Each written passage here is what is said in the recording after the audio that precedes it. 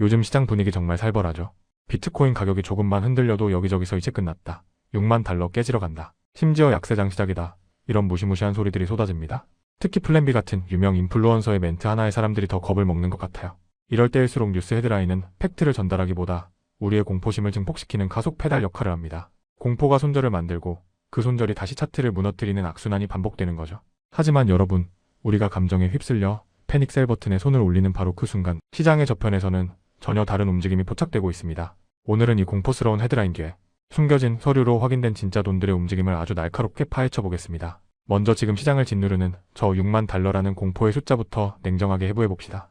번스타인 리서치에서 나온 이 숫자는 사실 반드시 온다는 예언이 아니라 시장 스트레스가 극에 달했을 때 발생할 수 있는 최악의 리스크 시나리오 중 하나일 뿐입니다.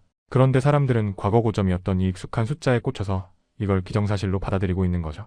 반면 월가의 강세론자 톰 리는 전혀 다른 이야기를 합니다. 지금의 하락은 금, 은 강세와 미국 정책, 불확실성에 따른 일시적인 자금 이동 때문이지 펀더멘탈 문제는 아니라는 겁니다. 오히려 단기 바닥에 가까워졌다고 보죠. 자, 여기서 중요한 건 누가 맞냐가 아닙니다.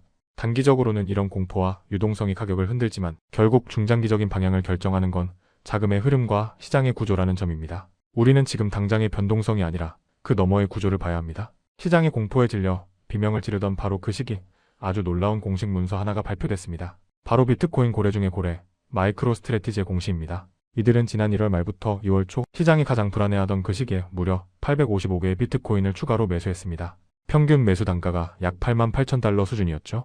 이로써 이 회사가 보유한 비트코인은 총 21만 3,500여 개, 전체 평균 단가는 7만 6,500달러 수준이 됐습니다. 여러분, 이게 무슨 의미일까요?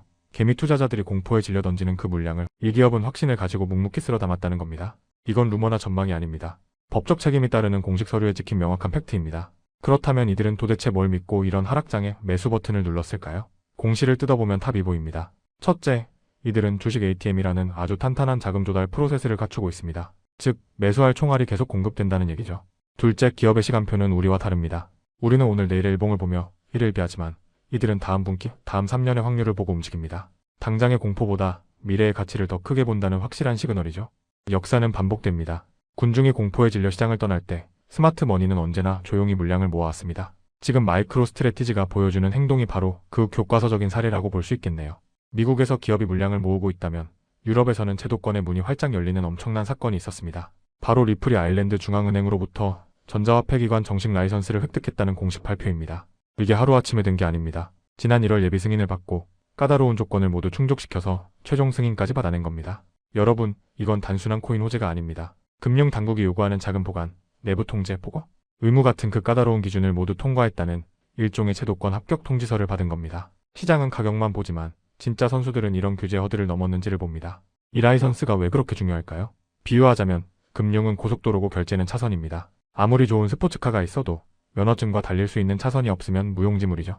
이번 EMI 라이선스는 리플이 유럽이라는 거대한 시장에서 합법적으로 달릴 수 있는 고속도로 통행권을 얻은 것과 같습니다. 특히 패스포팅이라는 제도를 통해 아일랜드 라이선스 하나로 유럽 전역으로 서비스를 확장할 수 있게 됐습니다. 은행이나 대기업 같은 진짜 큰 손들은 기술만 보지 않습니다. 감사 가능한 투명한 프로세스가 있는지를 보는데 리플이 바로 그 자격을 증명해낸 겁니다. 이건 당장의 가격 펌핑보다 훨씬 더 무겁고 중요한 장기적인 비즈니스 확장의 초석이 마련됐다는 뜻입니다. 자, 지금까지 내용을 바탕으로 우리가 당장 실천해야 할 행동 강령을 정리해봅시다. 폭락장에서 개미들이 가장 많이 하는 실수가 뭔지 아시나요? 자극적인 헤드라인을 팩트로 착각하고 남의 말만 듣고 뇌동매매하며 겁도 없이 고배율 선물을 건드리는 겁니다. 결과는 뻔하죠. 탈탈 털리고 시장을 떠나는 겁니다. 우리는 반대로 해야 합니다. 상위 1%의 생존 루틴은 이렇습니다. 먼저 소셜미디어의 극단적인 공포 심리를 확인하세요. 아, 지금 사람들이 패닉이구나 하고 인지하는 겁니다. 그 다음 마이크로 스트래티지 공시처럼 진짜 돈이 어디로 움직이는지 서류로 확인하세요. 그리고 리플처럼 규제와 제도가 어떻게 만들어지고 있는지 체크하세요. 차트는 이 모든 것의 가장 마지막 결과물로 참고만 하는 겁니다. 이 순서만 지켜도 멘탈이 흔들리는 걸 막을 수 있습니다. 마지막으로 과거를 한번 돌이켜보죠.